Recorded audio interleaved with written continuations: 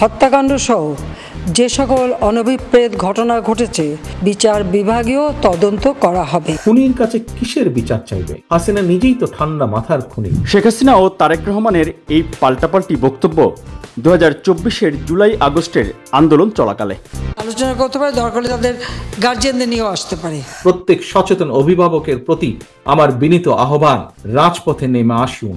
শুধু এই একটি ইস্যুতে বা একদিনই নয়, পুরো আন্দোলন চলাকালে তখনকার প্রধানমন্ত্রী শেখ হাসিনা আর বিএনপির ভারপ্রাপ্ত চেয়ারম্যান তারেক রহমানের প্রতিটি বক্তব্যই ছিল পয়েন্ট ধরে ধরে পাল্টাপাল্টি। শেখ হাসিনার বক্তব্য দেশের সকল গণমাধ্যম প্রচার করত, সাধারণ মানুষ দেখতে পেত, কিন্তু তারেক রহমানের বক্তব্য কোনো গণমাধ্যম দেখাতো না। আর এর কারণ হলো শেখ হাসিনার সরকারের সময় 2015 সালের 7 জানুয়ারি থেকে তারেক রহমানের বক্তব্য প্রচারে গণমাধ্যমের ওপর নিষেধাজ্ঞা দেয়া হয়। তবে নিজে নিষেধাজ্ঞা দিলেও তারেক রহমানের সবগুলো বক্তব্য ইউটিউব, ফেসবুক সহ অন্যান্য ডিজিটাল মাধ্যম থেকে চুপি চুপি ঠিকই দেখতেন শেখ হাসিনা। সেই প্রমাণ মিলে তার নানা ইস্যুতে দেয়া বক্তব্যে।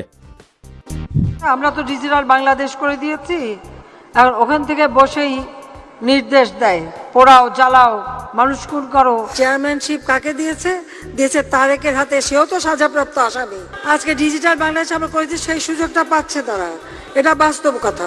লন্ডনে বসে আছে, যত রকমের নাশকতা কাজ সেগুলি পরিচালনা করে। এই পর্বে দেখবেন কোটা সংস্কার আন্দোলনের সময় শেখ হাসিনা ও তারেক রহমান কিভাবে বাকযুদ্ধে লিপ্ত ছিলেন। ছাত্রছাত্রী হত্যার এই বর্বরচিত হত্যাকাণ্ডের জন্য ক্ষমা না চেয়ে বরং উল্টো বিএনপির কেন্দ্রীয় অফিসে পুলিশি তল্লাশির নামে খুনি শেখ হাসিনা শিক্ষার্থীদের ন্যায্য এই দাবিকে রাজনৈতিক রং দিতে চায়। তবে হাসিনার ষড়যন্ত্রে আন্দোলনরত শিক্ষার্থী কিংবা দেশবাসী সজাগ এবং সচেতন হোক। এই মুহূর্তের স্লোগান দফা 1, দাবি 1, খুনি হাসিনার পদত্যাগ। আপনাদের মনে আছে 16 তারিখ জনাব তারেক রহমান ঘোষণা দিয়েছিলেন এই মুহূর্তে মানুষ রক্ষা এবং দেশ রক্ষায় একমাত্র স্লোগান দফা 1, দাবি 1, খুনি হাসিনার পদত্যাগ। মনে আছে আপনাদের? যখন তারেক রহমান 16 তারিখ বলেছেন হাসিনার পদত্যাগ, তাহলে আমাদের কি পিছনে ফেরার কোনো সুযোগ ছিল? তো আপনাদের মাধ্যমে একটি বিষয় স্পষ্ট করতে চাই, ছাত্রদল এখানে কোনো ক্রেডিট নিতে যাচ্ছে না। কোটা বিরোধী আন্দোলনের ইস্যুতে ছাত্রদল সাধারণ শিক্ষার্থীদের এই ব্যানারেই সর্বাত্মক অংশগ্রহণ করবে। সেখানে কে কি বললো সেটা আমাদের কোনো চাষে না। আমরা আমাদের মতো করে তাদেরকে সহযোগিতা করে যাচ্ছি, সর্বাত্মকভাবে তাদের পাশে রয়েছি, সর্বাত্মকভাবে ছাত্রদল তাদের পাশে থাকবে।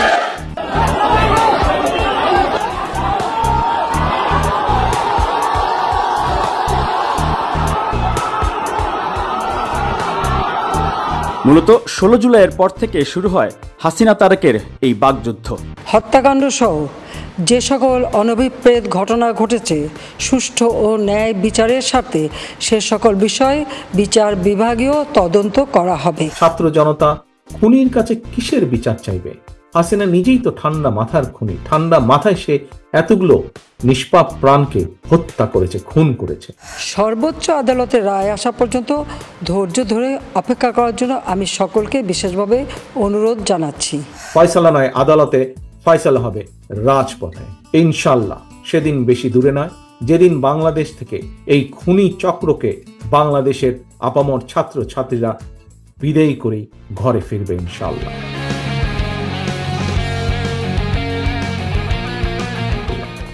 18 জুলাই 2024 তারেক রহমান কোটা সংস্কারের সাথে রাষ্ট্র সংস্কারের কথা জানান।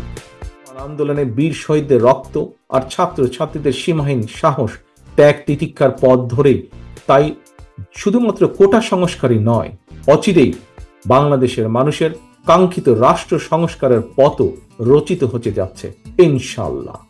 প্রিয় দেশবাসী, খুনি হাসিনার ক্ষমতার লোভের কারণে বর্তমানে গার্মেন্টস কর্মী থেকে শুরু করে নোবেল বিজয়ী প্রত্যেকটি শ্রেণী পেশার মানুষ লাঞ্ছিত, অপমানিত, অধিকার বঞ্চিত। সেই বক্তব্য মুহূর্তের মধ্যে কোটি মানুষের কাছে পৌঁছে যায় ফেসবুক, ইউটিউব সহ অন্যান্য ডিজিটাল মাধ্যমে। সরকারের পক্ষ থেকেও এর জবাব দিতে ভুল করেনি জিয়া পুত্র তারেক রহমান।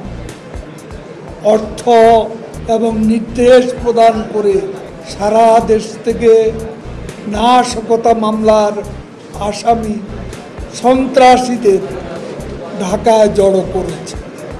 এখন তারিখ যে আপনি আহ্বান জানাইছে, আপনারা তো এটা ফলো করে বলেন নাই। তারিখ যে আহ্বান জানাইলে কি ছাত্রদলের নেতা কর্মী আসবে না? আপনি বলছেন সাধারণ শিক্ষার্থী, আমি বলতেছি এগুলো স্ট্রাইকের কর্মী চাই। তারা প্রতিদিন 5,000 করে লোকজন এই আন্দোলনে পাঠায়। শিক্ষার্থীদের ওপর হামলা ও গুলি চালিয়ে শেখ হাসিনাকে রক্ষা করা যাবে না বলেও সতর্ক করেন তারেক রহমান। সময়ের সাহসী সন্তান শিক্ষার্থীদের বুক চিতানো প্রতিরোধের মুখে খুনি হাসিনা জনগণের কাছে আত্মসমর্পণের দ্বার প্রান্তে। এখন শুধু সময়ের অপেক্ষা মাত্র।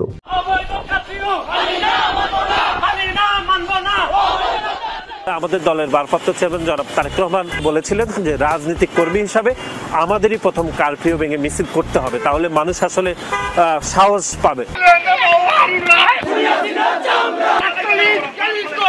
তখন কারফিউ ভেঙে মিছিল করতে ছাত্রদল যুবদলকে তারেক রহমানের নির্দেশ দেওয়ার বিষয়টি শনাক্ত করে শেখ হাসিনা সরকারের গোয়েন্দা সংস্থা।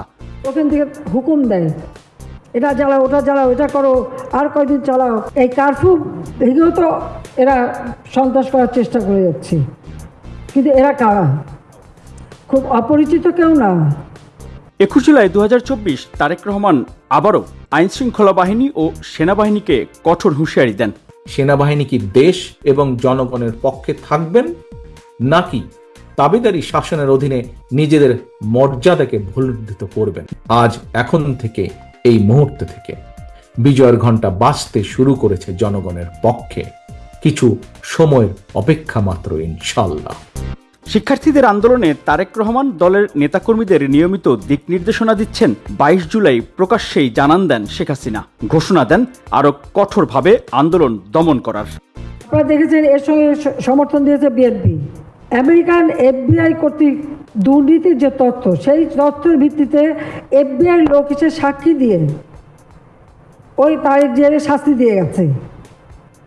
এই শাহজাহান দেশ থেকে বাইরে ওখান থেকে হুকুম দেয়, এটা জ্বালাও, ওটা জ্বালাও, এটা করো, আর কয়দিন চালাও, ইত্যাদি। যা আমরা এখন আরও শক্ত অ্যাকশন নিয়ে এটাকে দমন করে পরিবেশ আমরা উন্নত করব। জুলাই মাসের শেষ দিকে তখনকার প্রধানমন্ত্রী শেখ হাসিনা মেট্রো রেল সহ ক্ষতিগ্রস্ত বিভিন্ন স্থাপনা পরিদর্শনে যান। সেখানে আবেগঘন বক্তব্যও দেন। দাবি কিন্তু মেনে নেওয়া হয়েছিল, মূল দাবি কোটা সংস্কার। আবার কিন্তু তারপরেও এই আন্দোলনের নামে যে সমস্ত ঘটনা ঘটেছে, ধ্বংসাত্মক কাজ করেছে, তারপরে অনেকগুলি প্রাণ ঝরে গেছে। আমি কোনোদিন ভাবতে পারিনি যে এই সময় এই ধরনের একটা অবস্থার সৃষ্টি হবে। সেই স্টেশনগুলি পুড়িয়ে এখন ট্রাফিক জ্যাম, মানুষের কষ্ট। আমি তো কষ্ট লাঘব করেছি, কিন্তু যারা এইভাবে আগুন দিয়ে পুড়িয়ে মানুষের সে কষ্টে আবার ফেলে দিল, তাদের বিচারই দেশের মানুষকেই করতে হবে। যাক, আমি আর কিছু বলতে পারি না। আমি যে এগুলি এক একদিন দেখি। আর শেখ হাসিনার আবেগী বক্তব্যের পরই 1 আগস্ট আরও কড়া ভাষায় জবাব দেন তারেক রহমান। হাজারো মানুষকে খুন করে, প্রায় 1.5 লক্ষ মানুষকে আহত করে, লাখো কোটি পরিবারের শান্তি বিনষ্ট করেও খুনি হাসিনার কোনোই অনুতাপ নেই। অথচ রেলের ভাঙা কাজ দেখে গণহত্যাকারীর চোখে কুমিরের কান্না। সর্বশেষে খুনি হাসিনার বিরুদ্ধে তারুণ্যের এই চলমান আন্দোলনে কবি রকিব লিখনের একটি সাহসী পংক্তিমালা দিয়ে আমি শেষ করতে চাই। যদি তুমি ভয় পাও তবে তুমি শেষ, যদি তুমি রুখে দাঁড়াও তবেই তুমি বাংলাদেশ। পতনের একদিন আগে শেখ হাসিনা আলোচনার জন্য অভিভাবক সহ শিক্ষার্থীদের গণভবনে আসার প্রস্তাব দেন। আর তারেক রহমান সকল অভিভাবকদের আহ্বান জানান সন্তানদের নিয়ে রাজপথে প্রতিরোধ গড়ে তুলতে। গণভবনের দরজা খোলা, আমি তাদের সাথে নিজেই বসতে রাজি। যে কোনো সময় তারা আসতে পারে, আলোচনা করতে পারে, দরকার হলে তাদের গার্জিয়ানদের নিয়েও আসতে পারে। অভিভাবক সকলের প্রতি আমার বিনীত আহ্বান, আপনারা দলে দলে রাজপথে নেমে আসুন। আজ আপনি ঘর থেকে যদি বেরিয়ে না আসেন, তাহলে খুনি হাসিনা এই গণহত্যা বন্ধ করবে না। সতর্ক থাকুন, খুনি হাসিনার বিদায় এখন মাত্র সময়ের ব্যাপার। শেখ হাসিনার নিজের দেয়া নিষেধাজ্ঞার কারণে তারেক রহমানের বক্তব্য প্রচার হয়নি কোনো গণমাধ্যমে। ফলে শিক্ষার্থীদের আন্দোলনের দলনিরপেক্ষতা বজায় থাকে। কিন্তু ডিজিটাল মাধ্যমে তারেক রহমানের বক্তব্যগুলো লাখ লাখ কর্মী সমর্থক নিয়মিতই পর্যবেক্ষণ করতেন, আর সেই দিক নির্দেশনা অনুসরণ করে আন্দোলনে অংশ নিয়েছেন।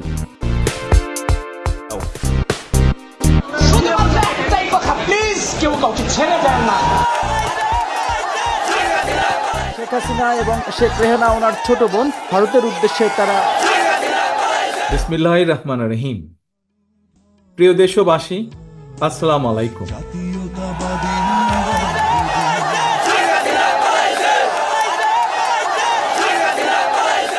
গৌরবজনক এই ঐতিহাসিক মুহূর্তে বাংলাদেশের সাহসী ছাত্র জনতাকে বিরচিত অভিনন্দন।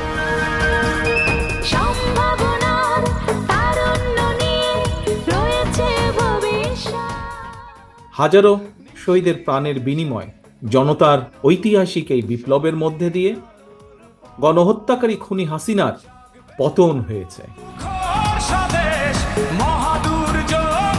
আমি আপনাদের কাছে একটি বিনীত আহ্বান রাখতে চাই।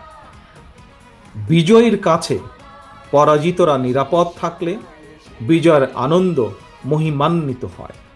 অনুগ্রহ করে কেউ প্রতিশোধ কিংবা প্রতিহিংসা পরায়ণ হবেন না। কেউ নিজের হাতে দয়া করে আইন তুলে নেবেন না।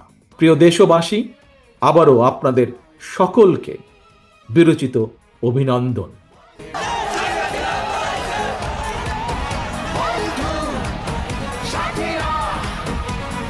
এক মোহনায় মিলেছি সবাই।